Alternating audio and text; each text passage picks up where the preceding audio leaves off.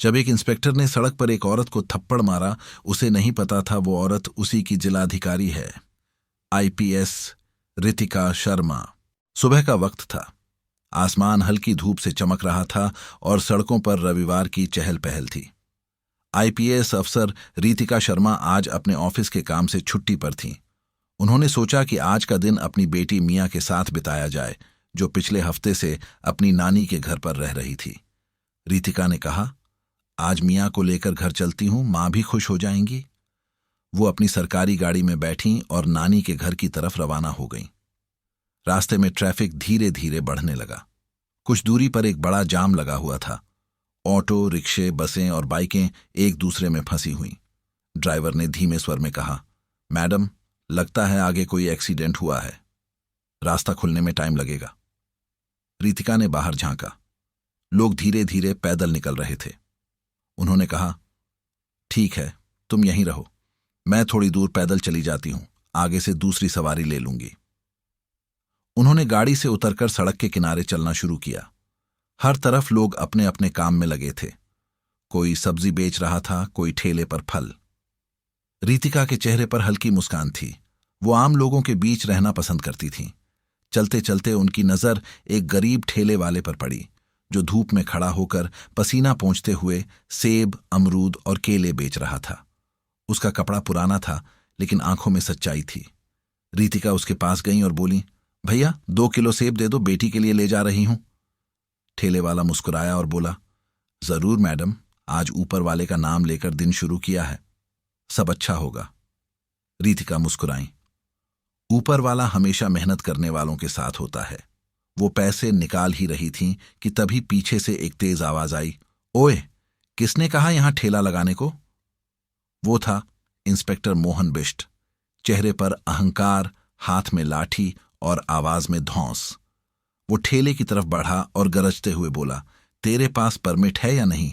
किसकी इजाजत से यहां ठेला लगाया? बेचारा ठेले वाला डरते हुए बोला, साहब, मैं रोज यही खड़ा होता हूं, किसी को परेशानी नहीं देता। इंस्पेक्टर ने उसकी बात काट दी। चुप, सब यही कहते हैं, जब हफ्ता नहीं दिया तो ऐसे ही बोलते हैं। इतना कहकर उसने ठेले वाले को धक्का दिया। ठेला एक तरफ झुक गया, कुछ फल नीचे गिर गए। ठेले वाला झुककर उन्हें उठाने लगा, लेकिन इंस्पेक्टर ने लाठी उठाई और उसकी पीठ पर दे मारी। बेचारे की कराह सड़क पर गूंज गई। लोग देख रहे थे, पर कोई आगे नहीं आया। रितिका के अंदर गुस्सा उबाल मारने लगा। वो तेजी से आगे बढ़ी और बोली, बस कीजिए इंस्पेक्टर साहब, क्या यही आपकी ड्यूटी है? इंस्पेक्टर ने तिरछी नजर से देखा और बोला, तुम कौन होती हो बीच में बोलने वाली? यहां से जाओ। रितिका बोली, मैं एक आम नागरिक हूं, लेकिन कानून जानती हूं। बिना वजह किसी पर हाथ उठाना अपराध है। इंस्पेक्टर झल्ला उठा। बहुत बोलती है, निकल जा यहां से, वरना थाने ले जाकर ठंडा कर दूंगा। रितिका की आवाज अब ठंडी लेकिन सख्त थी। आपकी लाठी गरीबों पर चलती है, पर आपकी हिम्मत कभी गलत अफसरों पर नहीं चलती। क्यों? इंस्पेक्टर का चेहरा लाल हो गया।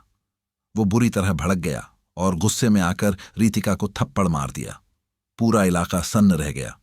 ठेले वाला डरकर पीछे हट गया।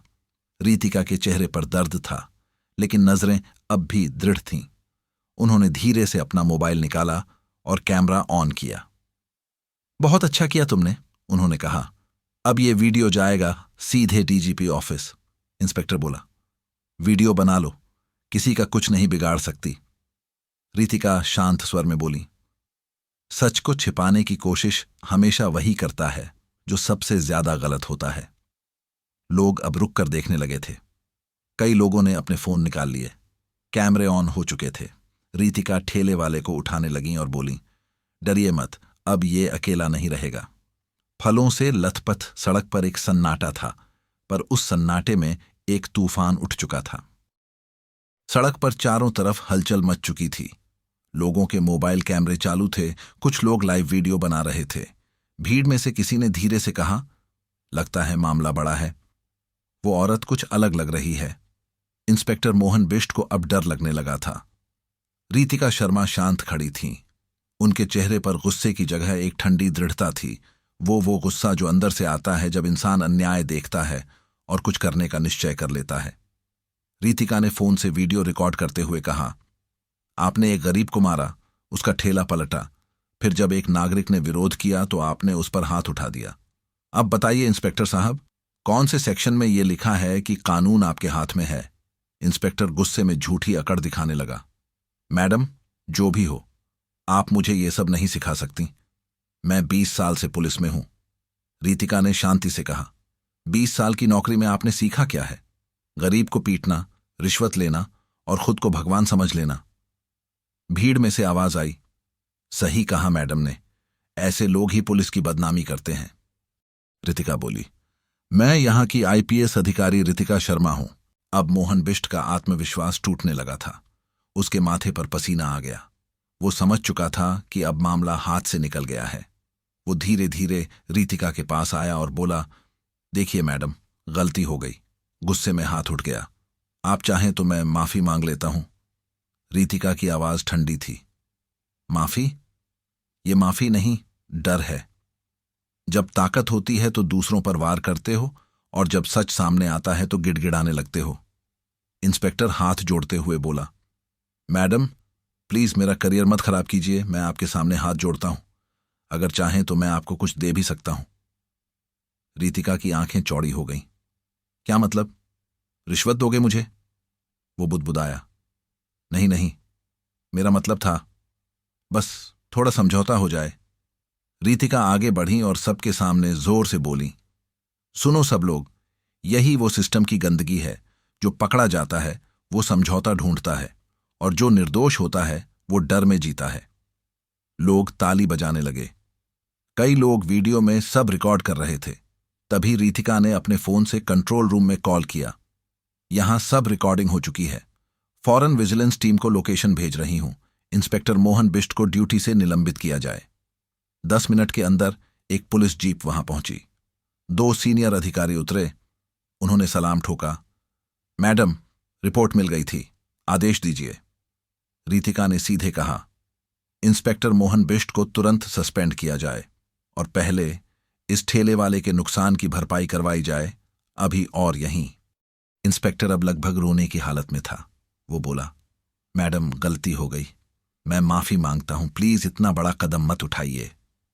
रितिका ने कहा, तुम्हें तब ये सोचनी चाहिए थी जब तुमने एक मेहनती आदमी पर हाथ उठाया था। अब वही कानून तुम्हारे लिए काम करेगा। वो ठेले वाले की तरफ मुड़ी। भैया, आपको जितना नुकसान हुआ है, फल, ठेला, सब, इन सब की कीमत ये इंस्पेक्टर अपनी जेब से देगा।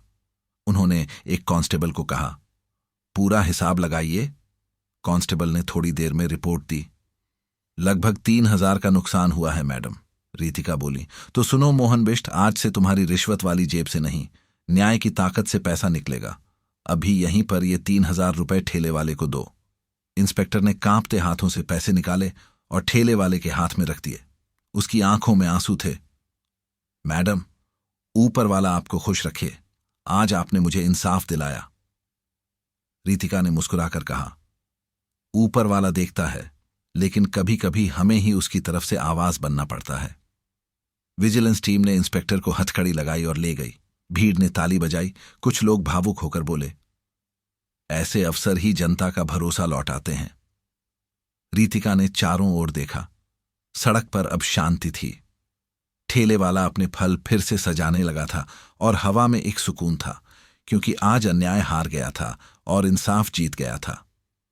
रितिका ने अपना दुपट्टा ठीक किया, मुस्कुराई और धीरे धीरे नानी के घर की ओर चल पड़ी, जहां उनकी नन्ही बेटी मियां इंतजार कर रही थी, बिना जाने कि उसकी मां ने अभी अभी किसी की जिंदगी में उजाला भर दिया है।